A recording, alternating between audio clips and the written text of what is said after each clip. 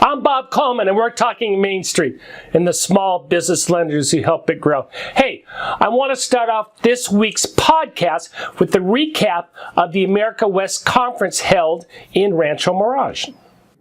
What is the thunderstorm in the background? Hey, let's go to the America West talking points. It's a helicopter here in Washington. Oh, the helicopter. All right. I love it. New SOPs are going to be out. And I apologize for, I repeated this last week, but I just wanted to, these are the main talking points. 5057 is going to be out in the fall. Now online processing, you can go down if someone needs to be cleared on the 912, instead of getting the physical fingerprints, they can go on and they can be done electronically and forwarded. As they say, that reduces the clearance time from 30 days to about 2 to 4 days.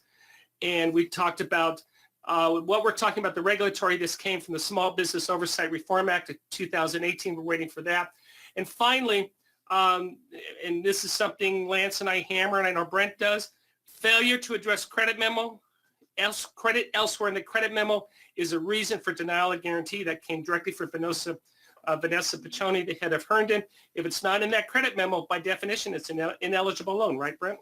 Yes, and I've been recommending to lenders if they would like to come up with a separate rider or supplement to specifically document that credit elsewhere. That's been received very well by the review teams at SBA.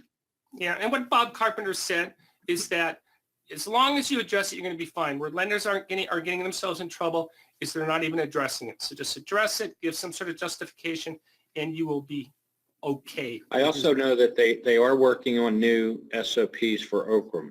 Yes, and that's going to be coming out. Yeah, we'll do.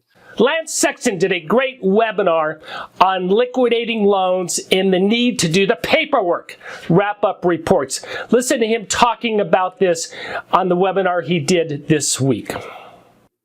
This is a hot button item. You know, we talked about the 7 tabs of the wrap-up report and recommendation for charge-off.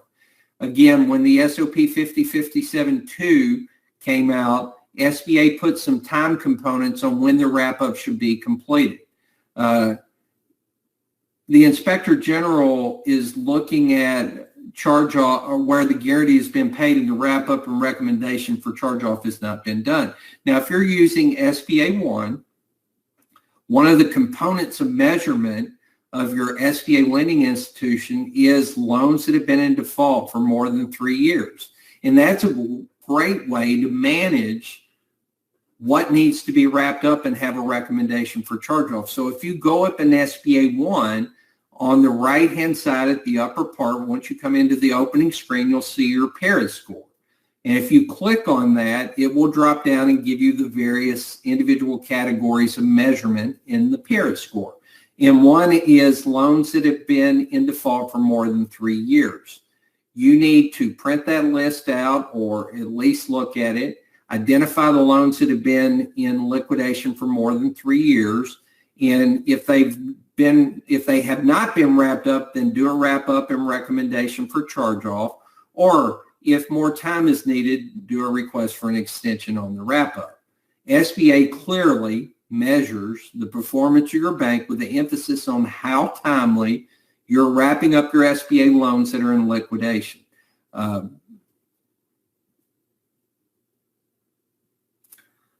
So when the 5057-2 came out, again, I mentioned earlier, they put some timing on the wrap-up report. A wrap-up report is required, the SOP states, within 30 days of completion of liquidation, or within 30 days of SBA requesting a wrap-up report.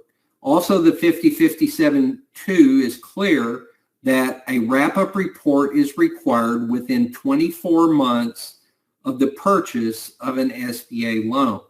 When they make the guarantee purchase is when that time clock starts. When SBA pays you on the guarantee, that time clock starts. And you've got 24 months to get it liquidated and wrapped up. If you're not able to do that, you can submit for a wrap-up extension. One of the interesting things that came out of the America West Conference is for the first time, OCC and SBA did a co-review of a bank. Listen to Brent and I discuss this and the implication this has for all banks throughout the country who participate in SBA lending. Brent, this came up last week, and SBA made a big deal about it, and so I'm asking our audience, is the first co-review by OCC and SBA of a bank a significant development for our industry? It's a huge development. No, Brent, now you're pulling a lance. You got to wait for the answers. All right. You can't taint the poll. Oh, way to go, Brent. Go ahead. Why is it a huge development? Did we lose Brent? No, I'm here. Go ahead. Now you can answer. The poll questions came in. 71% said yes. 70 answered. Yeah, I led the question. Yeah, that's okay. That's okay. Why is this a big deal? I can just tell you that when I was there, Director, we were working hard to get an interagency agreement. So I understand that there is some form of interagency letter or memorandum. I know we had one with FDIC. But in this case, they're very specific because I've been dealing with OCC by sitting on the board of Patriot Bank, that it's going to be conducted jointly. It's not. So I think the two teams are going to work together. It's not where it's run by one group or one by the other. They're going to collaborate. So I think they're using the word joint. Review and see. But what does this mean? I assume SBA is going to be offering expertise to the OCC and vice versa. So there's a collaboration between the two regulators. But what? I think they're trying to also show both the strengths and weaknesses in SBA loans. But from my standpoint, there's always been some perception with some of the other prudential regulators that maybe SBA loans are poorer or weaker, and that's why the guarantee's there. And so there's some misconceptions by some rank and file examiners.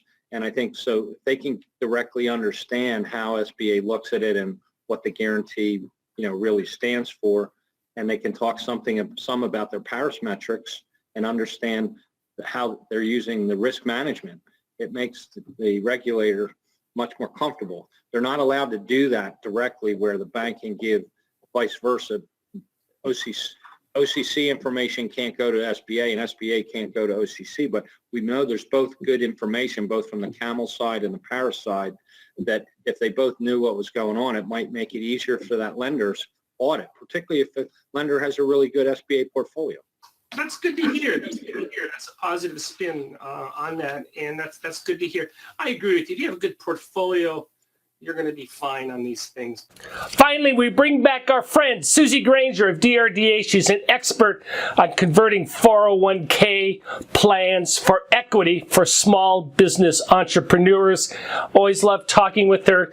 Listen to our exchange that took place in Rancho Mirage at the America West Conference. I'm with Suzy Granger, friend, number of years, America West, Rancho Mirage.